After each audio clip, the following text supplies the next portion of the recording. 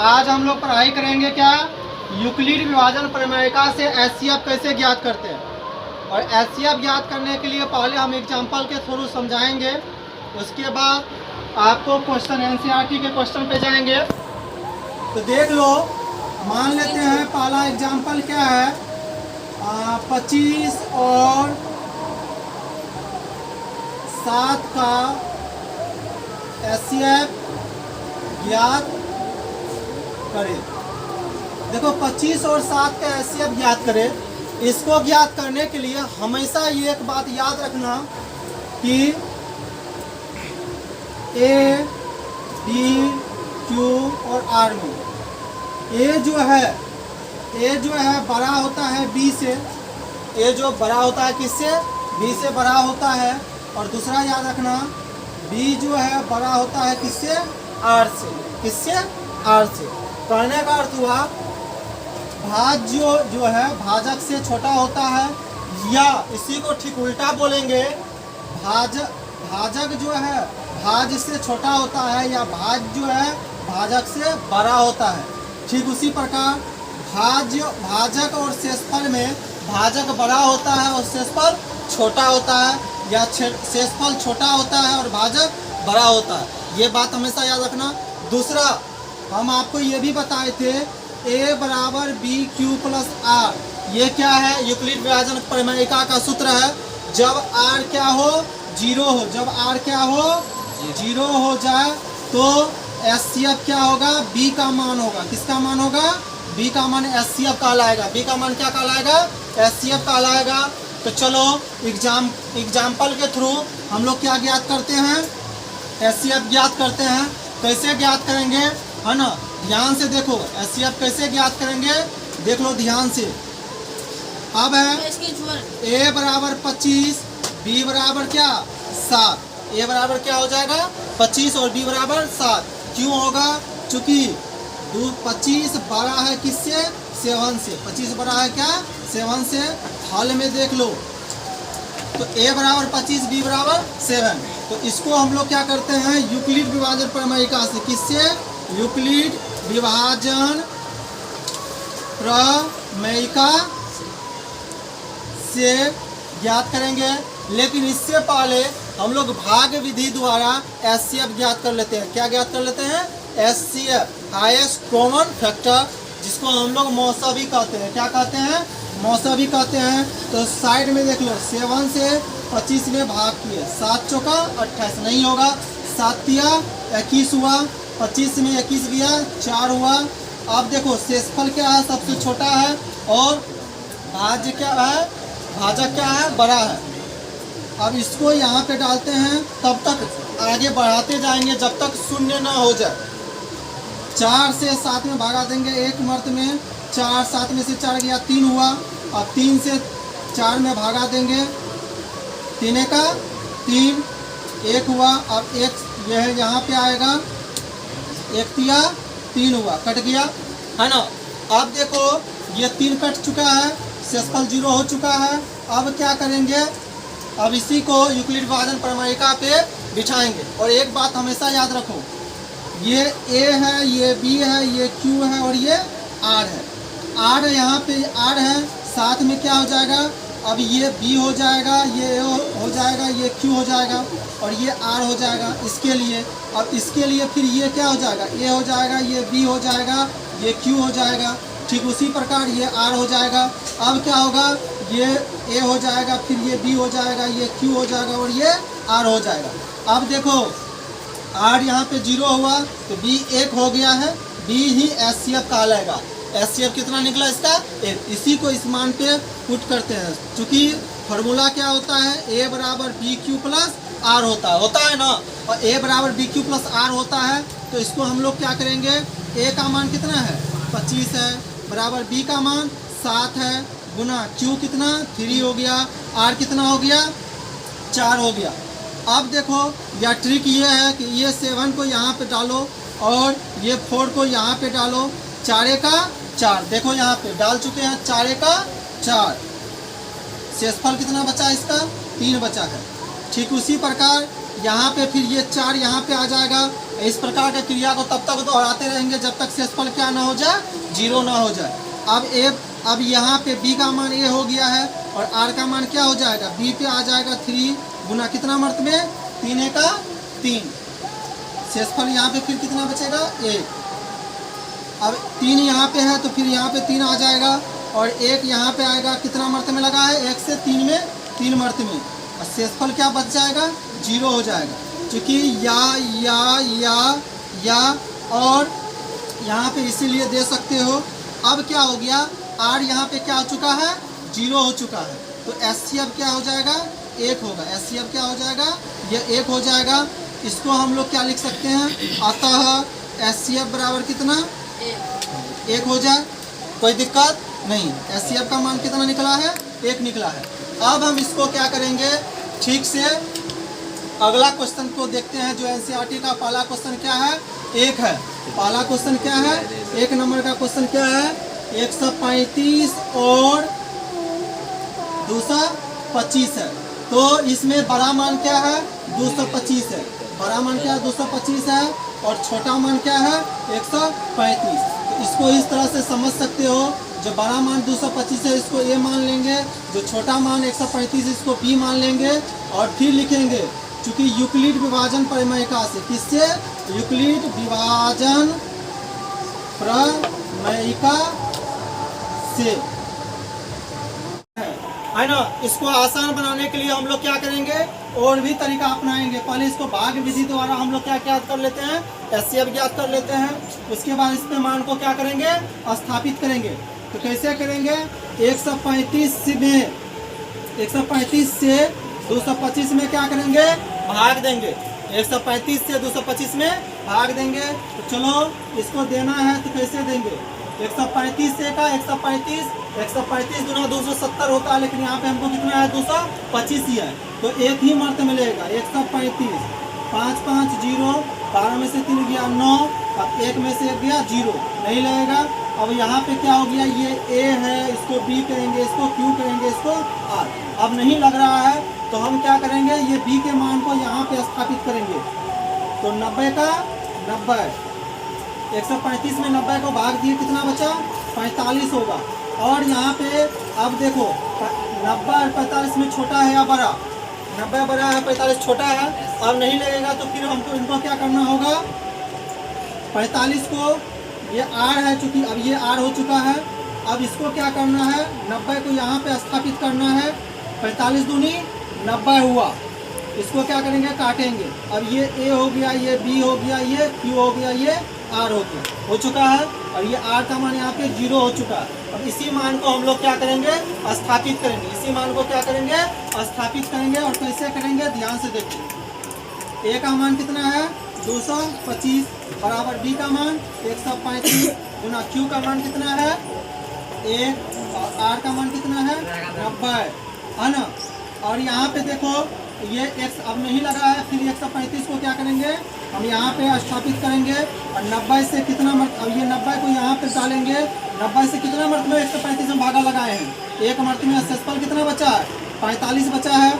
अब क्या करना है, ये 90 को यहाँ पे डालना है और 45 को यहाँ पे डालना है। 45 से कितना मर्त मिलेगा, 45 दूनी 90, जो शेषफल कितना बचा है 0। अगर R का मान हम क्या बतलाए थे, यदि R का मान 0 हो जाए, यदि R का मान 0 हो जाए तो HCF क्या होगा, B का मान होगा। B का मान यहाँ पे कितना है 45 है, ये क्या होगा HCF कहलाएगा। तो B का मान ही क्या कहलाएगा HCF। तो हम लिख सकते हैं अतः HCF बराबर कितना 45, कोई दिक्कत नहीं ना। 0, R बराबर क्या हो गया है 0 हो चुका है। अब क्या करेंगे, इस मान को इस पर स्थापित करेंगे। A का मान कितना है 38 220 बराबर B का मान 196 गुना Q का मान 195, जो R का मान कितना है 0 है। तो ये चूंकि एक ही लाइन में खत्म हो चुका है, जब R बराबर 0 हो HCF क्या होता है B होता है, क्या होता है B होता है। तो HCF कितना हो गया, B का मान कितना हुआ 196, तो इसीलिए HCF का मान 196 हो चुका है। आपका ये ज्ञात हो चुका है। अब हम दूसरा क्वेश्चन देखो, एक क्वेश्चन और है जो 867 और 255 का एचसीएफ ज्ञात करना है, इसको ज्ञात करने के लिए फिर वही नियम एचसीएफ ज्ञात करने का कौन सा, यूक्लिड विभाजन प्रमेयिका, जिसकी सहायता से हम लोग एचसीएफ ज्ञात करते हैं। क्या ज्ञात करते हैं? एचसीएफ ज्ञात करते हैं। और इसके लिए फॉर्मूला जो होता है ए बराबर बी क्यू प्लस आर, ए बराबर बी क्यू प्लस आर होता है। क्या? यूक्लिड विभाजन प्रमेयिका के माध्यम से क्या ज्ञात करते हैं? एचसीएफ ज्ञात करते हैं। पहले हम लोग सभी क्या करते हैं, इसको भाग विधि से ज्ञात कर लेते हैं। कौन सा विधि से ज्ञात कर लेते हैं? भाग विधि से ज्ञात कर लेते हैं। जैसे 255 छोटा है 867 से, इसको इस प्रकार करके 255 दूनी तिया नहीं लगेगा। क्यों नहीं लगेगा? देख लो, तिया लगाने में क्या होगा, 255 को 3 से गुना करेंगे तो 25 तिया 75। चेक कर लेते हैं वैसे 3 से लगता है कि नहीं लगता है। 3 5 15 का 5 हाथ में 1, 3 5 15 1 16 6 हाथ में 1, 3 दूनी 6 1 7। देखो लग गया, 3 से लग गया तो आराम से 7 में से 5 गया 2, 6 में से 6 गया 0, 8 में से 7 गया 1, है ना। उसके बाद 255 क्या है? 255 को क्या करेंगे, मैं 102 से भागा देंगे। किससे भागा देंगे? 102 से भागा देंगे। 102 दूनी 204 होता है। शेषफल बचा 51 और ये 102 यहाँ पे आएगा तो 51 दूनी 102। तो इसका एचसीएफ क्या हो जाएगा? 51 हो जाएगा। पर इसको हम लोग क्या कहते हैं, यूक्लिड विभाजन प्रमेयिका के फॉर्मूला पे सेट करके, जो अब r का मान 0 हो जाए, जब r का मान क्या हो जाए, 0 हो जाए, तो एचसीएफ बी कहलाता है। क्या कहलाता है? एचसीएफ बी कहलाता है। क्योंकि इसको ए कहते हैं, इसको बी कहते हैं, इसको क्यू कहते हैं, इसको आर कहते हैं। फिर यही नियम, इसको बी कहते हैं, इसको ए कहते हैं, इसको क्यू कहते हैं, इसको आर कहते हैं। फिर इसको ए कहते हैं, इसको बी कहते हैं, इसको क्यू कहते हैं और इसको आर। आर चूंकि 0 हो चुका है, यहाँ पे जो बी का मान है ये 51, बी का मान जो 51 है यही एचसीएफ कहलाएगा। क्या कहलाएगा? एचसीएफ कहलाएगा। ध्यान पूर्वक देखो, यूक्लिड विभाजन प्रमेयिका का फॉर्मूला क्या होता है, ए बराबर बी क्यू प्लस आर। तो पहले इसको क्या करना है, ए का मान 867 बराबर बी का मान कितना है 255 गुना क्यू का मान कितना हो जाएगा, यहाँ पे देखो ये 3 है, 3 जोड़ आर का मान 102, फिर 255 यहाँ पे आएगा 255 बराबर किस 255 में किससे भगा दिए हैं 102 से, कितना मर्त में दिए हैं 2 मर्त में, शेषफल कितना बचा है 51 बचा है। फिर 51 से किस में भगा दिए, ये 102 जो है 102 यहाँ पे आएगा 51 से, 51 को कितना मर्त में 2 मर्त में, शेषफल क्या बचा 0 बचा। तो एचसीएफ क्या हो जाएगा, एचसीएफ क्या हो जाएगा 51 हो जाएगा, एचसीएफ क्या हो जाएगा 51 हो जाएगा। यही इसका आंसर है। दर्शाइए कि कोई भी धनात्मक विषम पूर्णांक 6q + 1, 6q + 3 या 6q + 5 के रूप का होता। देखो इसमें 2 क्वेश्चन बन जाता है। आपको हो सकता है दिया रहे कि दर्शाइए कि कोई धनात्मक सम पूर्णांक 6q + 2, 6q + 4 के रूप का होता, या ये दिया हुआ है कोई विषम धनात्मक विषम पूर्णांक 6q + 1, 6q + 3 या 6q + 5 के रूप का है। देखो इस तरह के क्वेश्चन को बनाने के लिए जरूरी नहीं है कि यहाँ पे 6q दिया हो तो 6q ही दिया रहे, हो सकता है 4q ही दिया हो या 8q ही दिया हो, कुछ भी हो सकता है। लेकिन यदि हमको 6q दिया हुआ है तो b का जगह पे 6 दिया हुआ है, तो हम उसी को लेकर के आगे क्वेश्चन बनाएंगे। देखते चलिए किस प्रकार। देखो माना कि हल में क्या लेते हैं, हल करते हैं जो इसमें लिखते हैं माना कि कोई धनात्मक पूर्णांक, हम विषम नहीं लिखते क्योंकि हो सके इसमें सम भी आ जाता है ना। धनात्मक पूर्णांक केवल लिखते हैं ए, और सम है या विषम है ना, उसी को उससे छाटेंगे। धनात्मक पूर्णांक क्या है? ए है। क्या है? ए दिया हुआ है।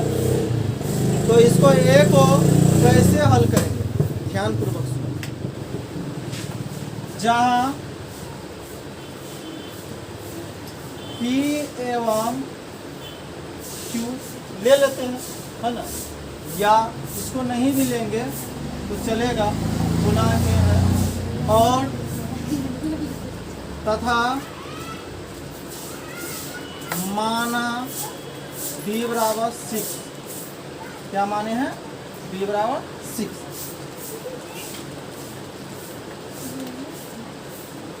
r तथा फिर ले लेते हैं r बराबर, चूंकि 5 है, 0 1 2 3 4 5 शेषफल हो सकता है इसको ज्ञात करने में, या तो 0 हो या 1 हो या 2 हो या 3 हो या 4 हो या 5। अब देखते हैं यूक्लिड विभाजन प्रमेयिका से।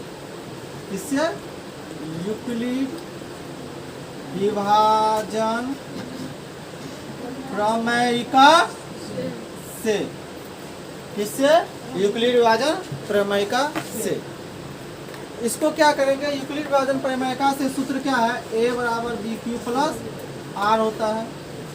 क्योंकि यहाँ पे दिया हुआ है b का मान कितना माने हुए हैं 6, या a बराबर 6 क्यू प्लस आर। अब देखते हैं जब r बराबर 0, यहाँ पे समीकरण 1 मान लो और लिख लो समीकरण 1 से। किससे? समीकरण 1 से, या 1 में भी दे सकते हो। जब r बराबर 0 तब a बराबर 6q प्लस 0 यानी 6q। जब r बराबर 1 तब क्या होगा? a बराबर 6q प्लस 1। जब r बराबर 2, ठीक। जब r बराबर 3, जब r बराबर 4, जब r बराबर 5। अब देखो यहाँ पे आसान करना है उतना, तब तब तब तब दे दो और लिखो a बराबर 6q प्लस 2, a बराबर 6q प्लस 3, a बराबर 6q प्लस 4, a बराबर 6 प्लस 5 दिया हुआ है। अब देखो इसमें दो तरह का जवाब मिला, एक 6q प्लस 1, 6q प्लस 1 2 3 4 5, जिसके इकाई स्थान पे 0 2 4 6 रहे वह समपूर्णांक हो गया। जिसके इकाई स्थान पे 1 3 5 7 9 11 वह विषम पूर्णांक हो गया। तो इसमें तो देखो 1 3 5 दिया हुआ है, तो क्या हम लिख सकते हैं? अतः कोई भी धनात्मक विषम पूर्णांक 6q प्लस 1, 6q प्लस 3 या 6q प्लस 5 के रूप का होता। कोई तकलीफ नहीं ना? लो